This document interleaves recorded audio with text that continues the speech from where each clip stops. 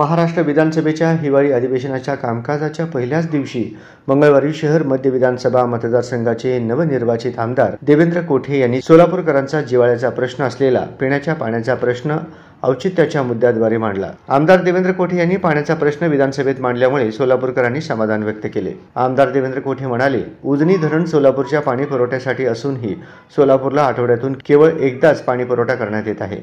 महापालिका प्रशासन पाणी पुरवठा करण्यात कमी पडत आहे। सोलापूरच्या पाणी पुरवठ्यासाठी टाकण्यात येत असलेल्या दुहेरी जलवाहिनीच्या 110 किलोमीटरच्या कामापैकी 106 किलोमीटर जलवाहिनीचे काम पूर्ण झाले आहे। केवळ 4 किलोमीटरचे काम राहिले आहे। दुहेरी जलवाहिनी कार्यान्वित झाल्यानंतर सोलापूर शहराला रोज किमान 1 दिवसाआड पाणी मिळेल असे महापालिकेकडून सांगण्यात येत आहे।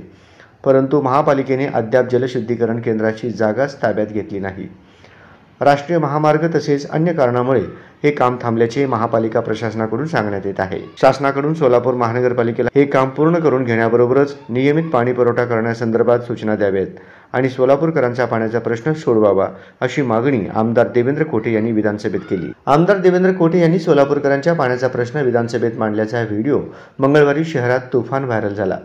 अनेक वर्षापासूनची असलेली सोलापूरकरांची पिण्याच्या पाण्याची समस्या विधानसभेत मांडल्याबद्दल नेटकऱ्यांनी आमदार देवेंद्र कोठे यांचे समाज माध्यमातून कौतुक केले। सोलापूर शहराला उजनी ते सोलापूर असे दुहेरी पाईपलाईनचं काम अनेक वर्षापासून संत गतीने सुरू आहे।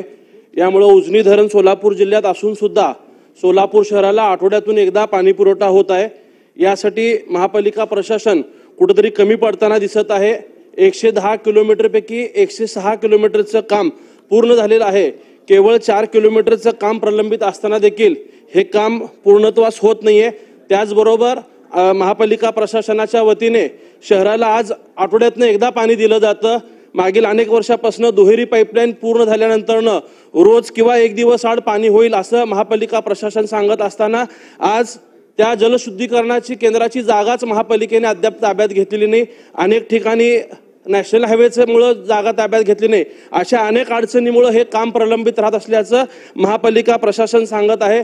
मी सरकारच्या द्वारे महापालिकेला सूचना देऊन हे काम लवकरात लवकर पूर्ण होऊन सोलापूर शहराला नियमित पाणी पुरवठा होण्यासाठी सूचना व्हावेत अशी या औचित्याच्या मुद्द्याच्या द्वारे विनंती करतो।